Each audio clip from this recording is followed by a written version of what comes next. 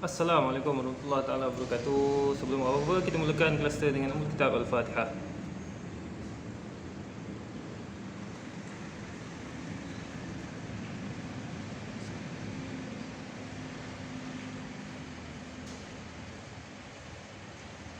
Bismillahirrahmanirrahim. Okey, untuk topik hari ini terus tengok buku.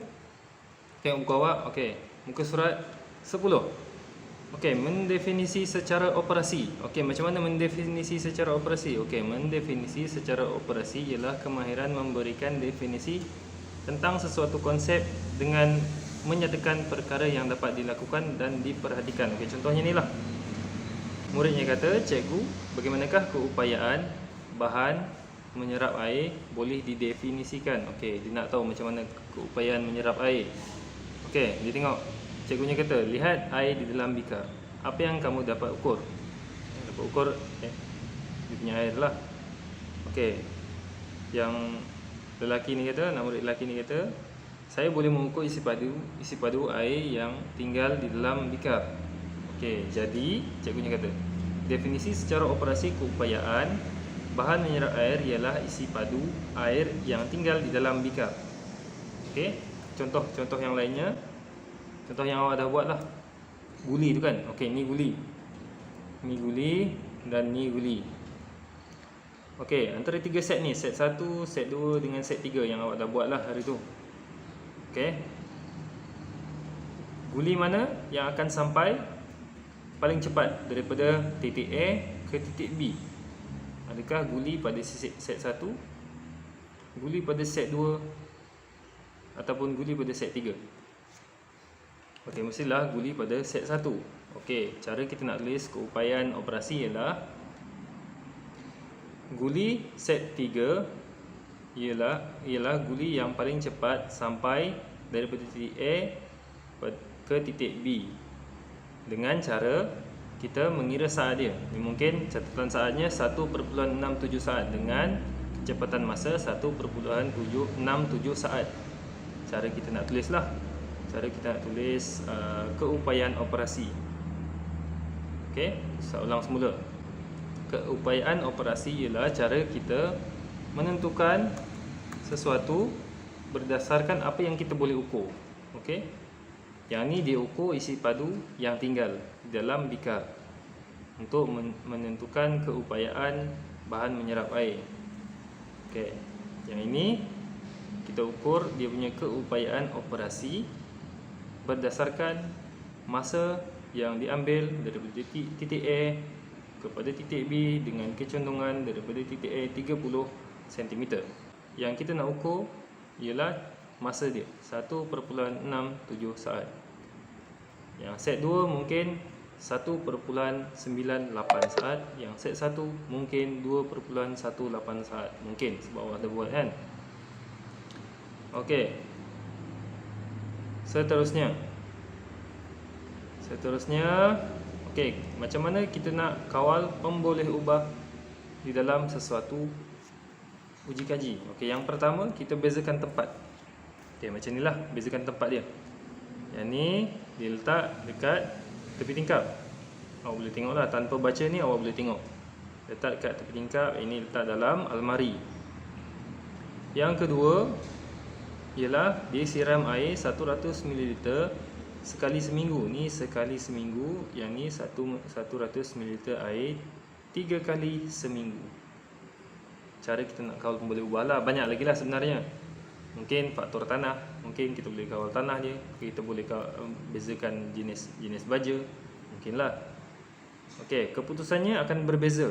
Mesti akan berbeza. Kalau awak buat eksperimen, awak letak dalam tempat yang berbeza dan awak bagi banyak lagi perbezaannya, tapi awak dapat keputusan yang sama, maksudnya ada uji kaji awak, ada pemboleh ubah awak yang awak tak boleh nak kawal. Okey. Okey, tengok. Saya fikir penyiasan kita ini tidak adil. Bukankah pokok saya tidak mendapat cahaya matahari? Okey, yang ni mestilah tak adil kan. Dia tak dapat cahaya matahari, sebab itulah dia punya pokok ni, tengok daun ni sikit, ini daun dia banyak. Okey. Rasa-rasa kalau dia letak tempat yang sama dan bagi yang sama, keputusan akan jadi apa? Keputusan mestilah akan jadi sama. Yang kedua, okey, awak dah belajar pasal 3 benda kan? Pembuluh ubah dimalarkan, pembuluh ubah dimanipulasi, pembuluh ubah bergerak balas. Okey, tengok ni pembuluh ubah dimanipulasi. Okey, yang dimanipulasi dekat sini ialah 3 kali seminggu. Tengok ni lah, dia kata 3 kali seminggu, sekali seminggu. Selain daripada yang ni lah, selain daripada tempat. Okey, ini disiram 3 kali seminggu, yang ni sekali seminggu. Okey. Okey, dalam mana-mana kajian kena ada satu sahaja pembuluh ubah yang dimanipulasi. Okey. Kalau dua kira tidak adil lah. Okey, yang ni dia dua pembuluh ubah yang dimanipulasi lah. Yang pertama siram air 3 kali seminggu, yang ni sekali, yang ni 3 kali. Okey. Kalau ni ialah pembuluh ubah yang dimalarkan. Okey, pembuluh ubah yang dimalarkan ialah benda yang tidak berubah. Yang dekat sini lah contohnya. Yang ni yang tidak berubah ialah apa? Pokok yang sama lah, pokok yang sama, tanah yang sama, pasu yang sama. Okey. Okey, kita juga perlu memastikan pembuluh ubah yang lain kekal sama. Okey, tengoklah macam ni lah. Jumlah cahaya matahari, kuantiti tanah, jenis tanah. Okey. Inilah pokok Faris. Oh, nama dia Faris, ini Faris, ini Melan. Okey. Okey, jadi dia dah ubah. Dia dah ubah cara uji kaji. Dua-dua dia letak depan tingkap. Dua-dua jumlah cahaya matahari sama, kuantiti tanah sama, jenis tanah sama. Okey. Okey, jadi pembuluh ubah yang bergerak balas. Okey. Pembuluh ubah yang bergerak balas ialah apa? Tadi dah cakap. Cakap kat atas sekali. Pembesaran pokok yang bergerak balas. Okey.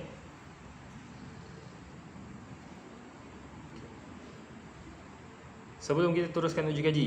Okey, yang ni uji kaji ni awak kena buat sendirilah dengan bantuan ibu, ayah, abang, kakak atau siapa-siapa yang lagi dewasa lah. Okey. Tengok ni. Tengok layan uji kaji. Layan eksperimen. Okey, tujuan kita buat uji kaji ni ialah menyiasat antara hubungan antara perbezaan lokasi dengan jumlah ais yang cair pada masa yang ditetapkan. Okey. Pernyataan masalah. Yang ni awak kena salin semula. Salin semula ataupun awak print out boleh, tak kisah. Tak kisah mana-mana yang senang lah. Kalau awak rasa salin semula senang, buat. Kalau awak rasa print out senang, buat. Okey. Mana dah Ustaz ni? Okey, pernyataan masalah. Apakah perbezaan lokasi mempengaruhi jumlah ais yang cair pada masa yang ditetapkan? Okey, yang ni pernyataan masalah dia nak tahu. Okey, yang ni dia nak siasat. Hipotesis. Okey, yang ni nanti awak isilah. Awak isi selepas habis semua ni, selepas awak dapat data awak. Okey. Menentukan pembuluh ubah. Okey, yang ni yang dimalarkan. Apa pembuluh ubah dimalarkan? Apa dalam uji kaji kita ni? Uji kaji yang awak akan buat. Okey, pembuluh ubah dimanipulasi, apa dia? Dan pembuluh ubah yang bergerak balas. Okey.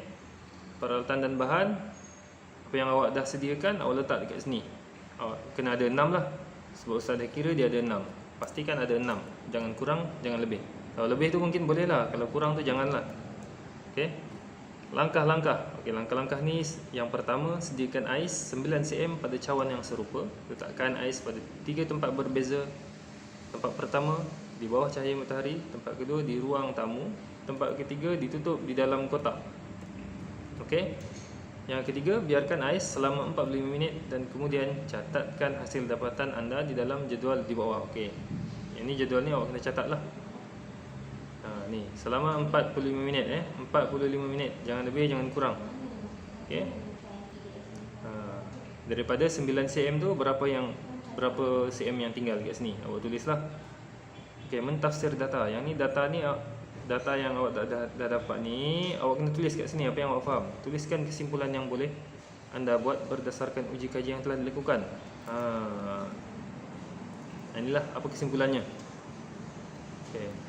Kesimpulan akhir, berdasarkan uji kaji dan hasil dapatan anda seperti di atas, adakah hipotesis anda diterima? Okay, hipotesis ni awak kena isi dulu sebelum awak mula uji kaji. Itu baru awak buatlah. Lepas tu, adakah hipotesis awak diterima atau tidak? Lepas tu bagi alasan lah. Okey, sini. Tulis sahaja apa yang awak faham yang berkaitan dengan kita punya uji kaji. Okey. Okey. Membuat hipotesis. Okey, hipotesis ialah kemahiran membuat pernyataan umum yang boleh diuji. Okey. Pernyataan umum yang boleh diuji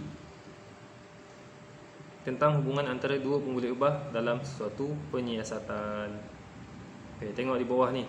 Di bawah ni macam kita punya uji kaji AIS juga. Okey, seperti macam samalah tapi bukan dia. Sebab dia ni pakai gula. Okey, yang ni ada air. Okey. Yang ni dia nak tahu adakah bilangan adukan di air akan memberi kesan kepada masa gula itu larut ataupun tidak.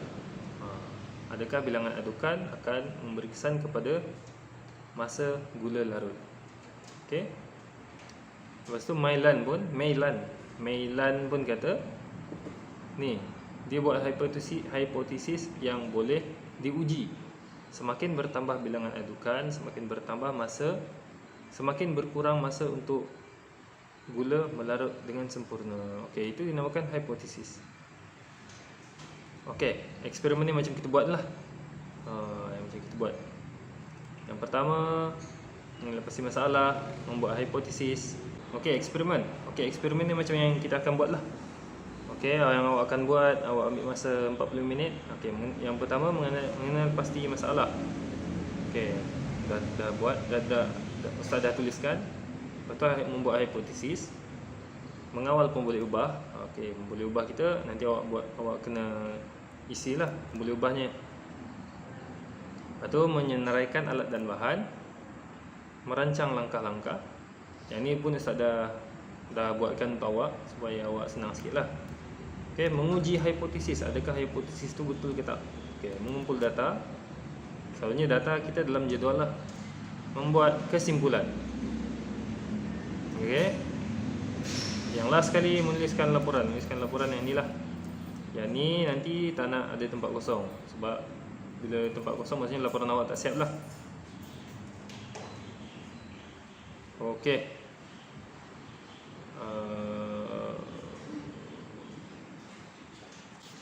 Okey, dah habis. Itu saja untuk topik hari ni.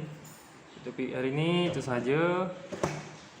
Jangan lupa untuk buat uji kaji dengan ulang kaji.